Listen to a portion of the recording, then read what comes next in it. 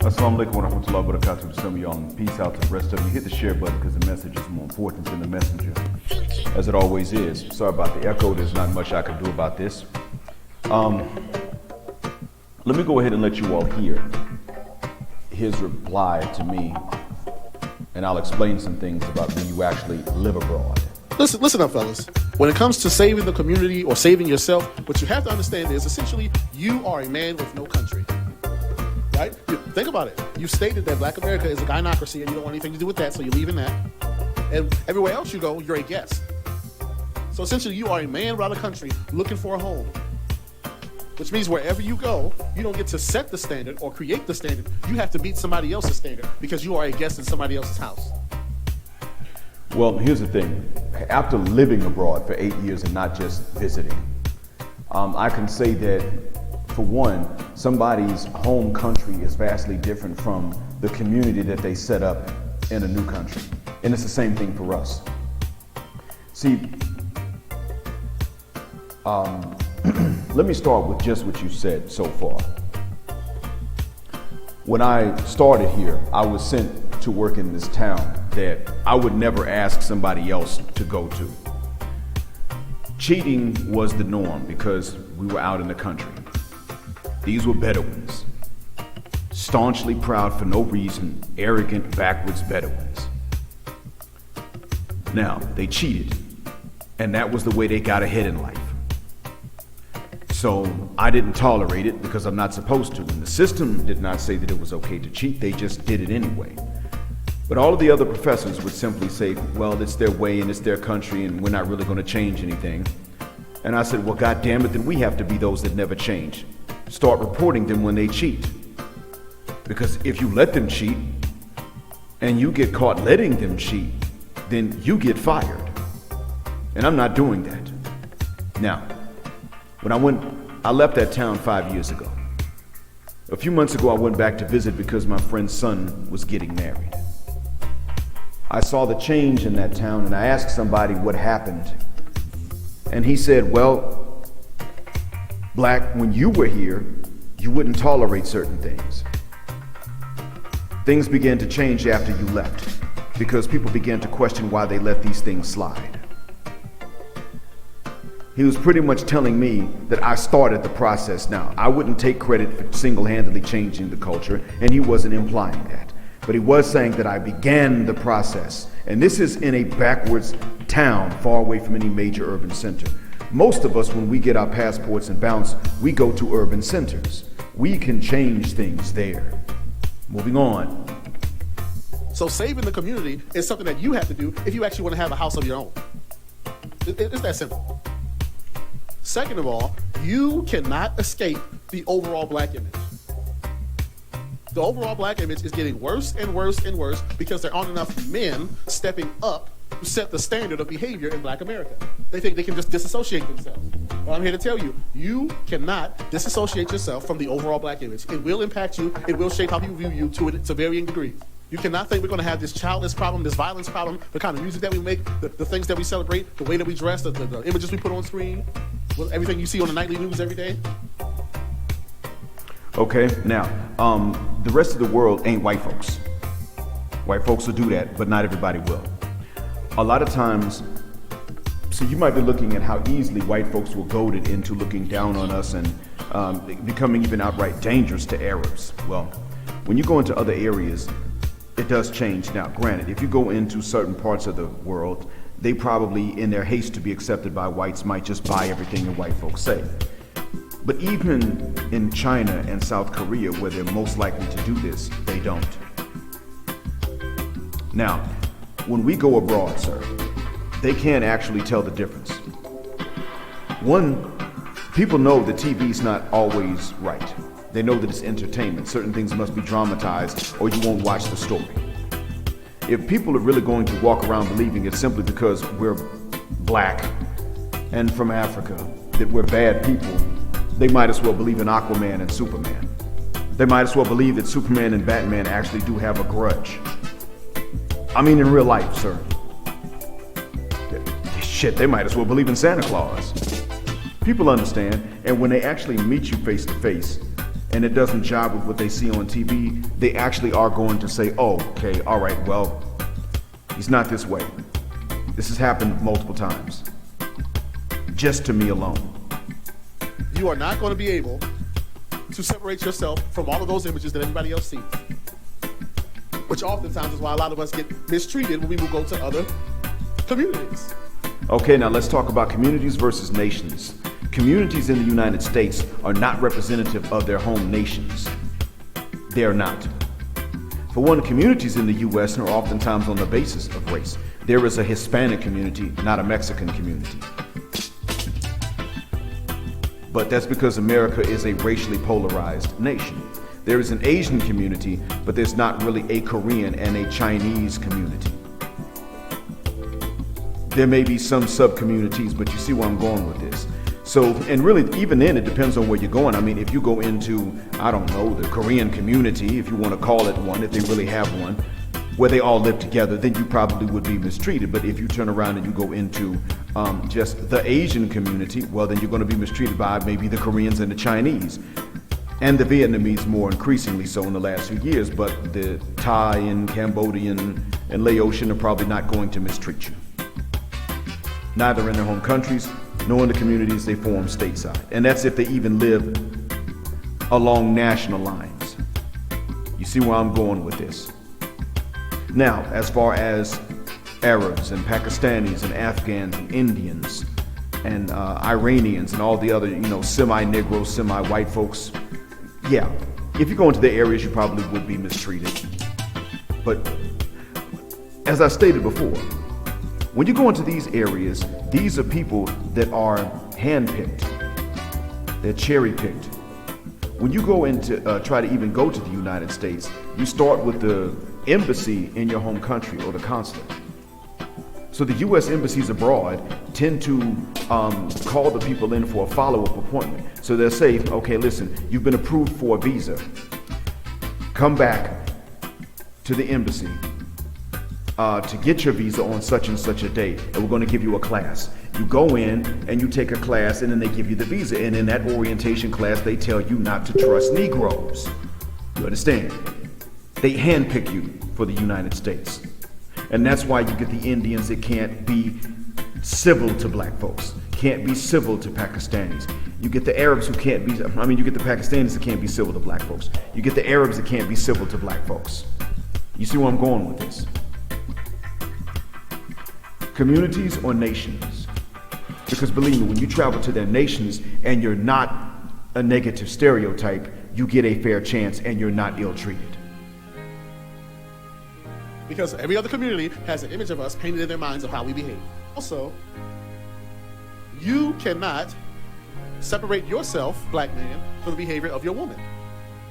Whether you want to accept it or not, the behavior of your women is a reflection of you, your manhood, and your leadership. That would be true if we were the leaders, but we're not leaders. So therefore, our manhood does not matter because, as everybody knows, the Western black woman does not listen to anybody except Zaddy. The last one she will listen to is a black man. Everybody understands this. They see her attitude. They know she's not normal.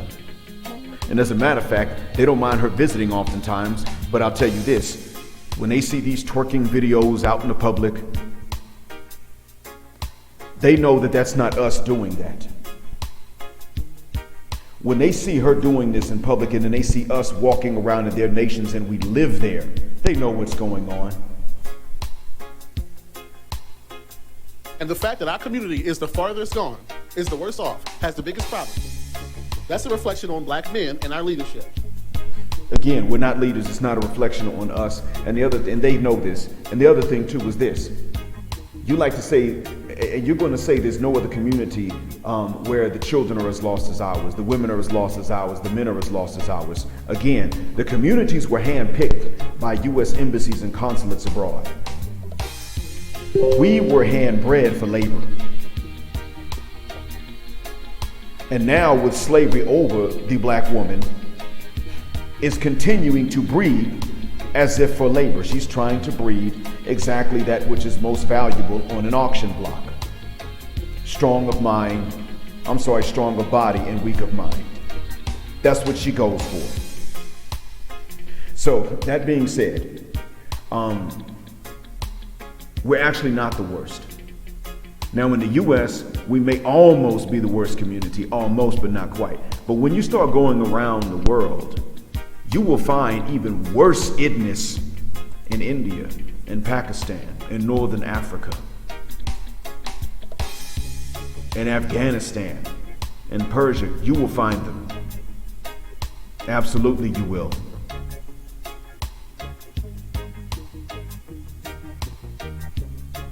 No other group's woman is this far out of control.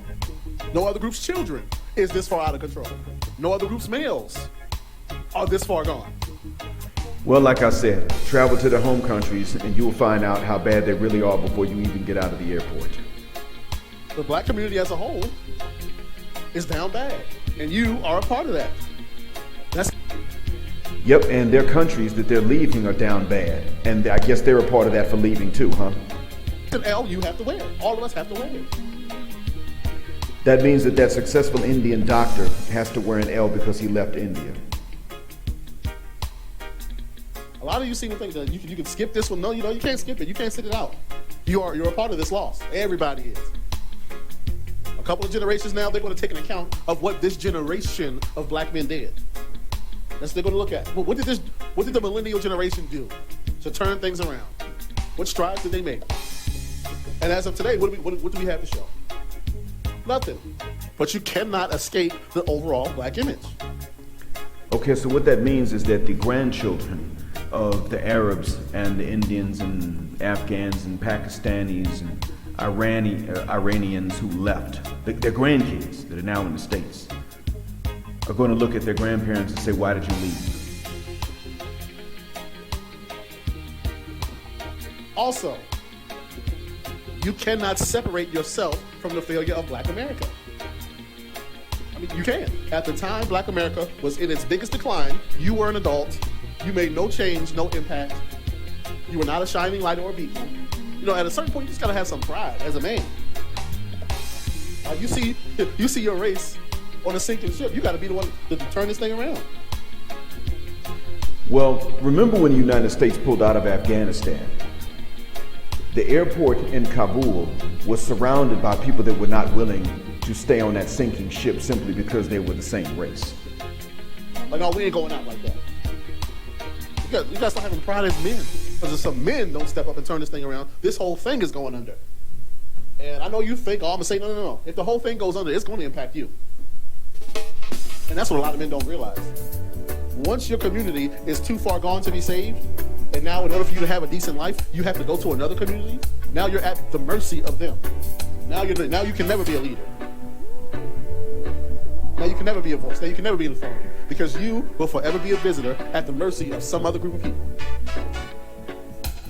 Well, that is true when you're dealing with certain groups of people, but the people with whom the people amongst whom we're living don't generally think like that. They don't generally think, well, let's take advantage of somebody because they have nowhere else to go. See, we're not going as refugees after the fact. We're leaving before it gets that bad. I'm sorry, but I'd rather figure out what's going on with us and help fix us than to have to go hat in hand to somebody else's community asking them to accept me. I'm not trying to do that. And that's fine. I mean, really, when we go abroad, we don't have our hats in our hands. We have our passports and maybe some bags in our hands because we don't have to ask them to accept us. And that's the thing about it. All we have to do is go and behave ourselves in the same manner for which the community you want us to save pretty much expelled us, or at least told us we don't matter and don't count until it's time to do heavy lifting. And then all of a sudden, we're generally accepted and treated well. And see, we're not really going places asking people to love us. We're going places asking them to simply treat us fairly. And we usually get that and more. Just think about how this makes us look as men. The fact that there's so many of us willing to quit and willing to lay down and willing to see the whole thing fall, willing to see the whole race fall. Is that not quite an indictment? Does that not quite prove the women right? Sir, it's not the men causing this fall. So if it proves the women right or wrong, if it proves the women right, so what? They were the ones that chose that we were going to fall. They made that decision. It was not the men that made this decision. If you're a black man who would let black America fall, then quite frankly, are you the leader that a black woman needs? Well, we're not, but the black woman has rejected any leadership in America and pretty much the Anglophone West at this point, the Anglophone America, so why should we? Even the UK, which is not in the Americas, she's rejected leadership. So no, we're not the leader that she needs because she's rejecting all leadership. Unless, of course, it's the absolute worst leadership. You can be as ignorant as they come. You want to be like R. Kelly, you can lead people darn near anywhere as long as it's downhill. And they will follow you singing your praises. The minute you start to go in the right direction, they say, man, we're not going uphill. You tripping, you betrayed us. You trying to lead us uphill and make us exercise. You've already shown that, hey, you'll quit. You'll fold up shop. You'll let everything fall into the abyss. So wouldn't the black woman be right not to choose you? You're showing right now that you're a quitter. You're not a leader. You're not going to make any impact. You're not going to make any change. You see something that needs to be done, and you're going to look the other way and not do it. Well, to tell the truth, the thing that we did wrong is that we didn't quit early enough. We should have quit a long time ago. I don't know why we didn't, but yeah, actually, when you call us a quitter, you're calling us wise, because she's not going to quit either. Now, when I went to this town that I told you about, when I first was here, I didn't quit writing students up for cheating, but I did quit trying to help people to get their minds right. Eventually, I did say, send me elsewhere, or I'm going to start causing problems here. I'm going to stop showing up for exams, and somebody else can supervise them. That's the first thing I'm going to do. Now, when it comes to the community, I put in a lot more time, actually. Before, I told my superiors back in that last town in which I lived that I'm going to give up certain efforts. So in the end, it comes down to this. We really should have quit a long time ago. We should have been gone. Thank you for the compliment. So aren't you showing that she's right not to choose you? No, we're not showing that she's right not to choose us. She just wasn't going to anyway. For anything, even to cook for us, let alone bend over and, let us put the babies in. No. She was not right not to choose us. She was within her right, but we didn't justify that. She just simply made a decision. And what you're doing is now putting the cart before the horse. You would think that you would be fired up and motivated to do something just because the overall black in it, just off the strength of that, but no. Well, the thing is about the black image that people now are able to separate us. That's one thing. People may not know this inside the States, but when you actually do leave, people understand. They know. They know. They get it. I mean, come on. She's on TV twerking. The one that's not twerking is being told that she better twerk. They see what's going on. And then to make matters worse, we're over there. Now, she will go over and visit if she's got the money. She may or may not twerk while she's abroad, depends, but she's got the money, she goes and she visits. They see her there as a visitor. They see us there as visitors and residents. You see the difference? They know what's going on. You're perfectly content. But think about it, some of you actually think that there's a chance that the black race could be no more because we could commingle so much that we wouldn't even exist as a people no more. And a lot of you... Well, the race is always going to be there. Remember, America's not the only place where you find us. And as a matter of fact, there are more of us in Brazil alone than there are in the United States. I think there are. And then there's the continent, sir. The race is not going to vanish. And most of us are going for black women, as I keep stating. This is probably my third time saying this. We go largely for the Afro-Latinas and the women from the continent. And if she's not black, then she's then at least she's a Southeast Asian and they prefer us. So we're not selling out, actually. You're cool with that. You're completely cool with being erased from history. No fight in you at all. And you wonder why women won't follow you. Well, that's a good example right there. So maybe some of you should look yourselves in the mirror. Well, I've already done that, and frankly, sir, I regret looking in the mirror as much as we have. We should have looked a lot less. We should have taken less accountability from the very beginning. Because we were sitting up here for a long time trying to figure out what we need to do for her to listen to us. And all you could say is, well, you need to learn game and you need to learn confidence.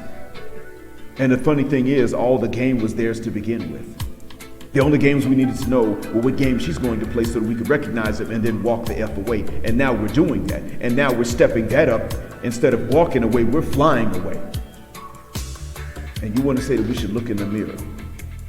Someone got you to believe that you can be responsible for the decisions that an adult woman makes, not even because of you, but just in defiance of you. And you're to sit there and say that it was your fault.